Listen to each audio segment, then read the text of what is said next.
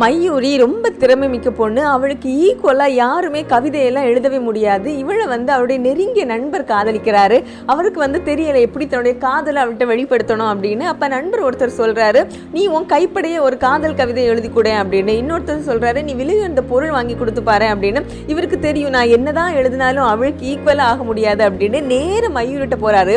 மயூரிட்ட சொல்றாரு, மயூரி எனக்காக ஒரு உதவி பண்ணேன், நான் ஒரு பொண்ணை காதலிக்கிறேன், அவ என்னை விட எல்லாத்துலயுமே ஆற்றல் மிக்கவளா இருக்கா, அவளுக்காக எனக்கு ஒரு காதல் கவிதை எழுதி கொடு அப்படின்னு. மயூரி உட்கார்ந்து 1 மணி நேரத்திலேயே அழகா ஒரு கவிதை எழுதி அவன் கையில கொடுக்குறான். அவன் வாங்கிட்டு சொல்றான், இந்த கவிதையை நான் அவள்கிட்ட கொடுத்தா அவ என்ன காதலிப்பாளா அப்படின்னு. அவன் மயூரி சொல்றா, இதை நீ ஒரு கருங்கல்கிட்ட சொல்லிப்பாரு, அந்த கருங்கலே உன்னை காதலிக்கும், அந்த அளவுக்கு அழகா எழுதியிருக்கேன் அப்படின்னு.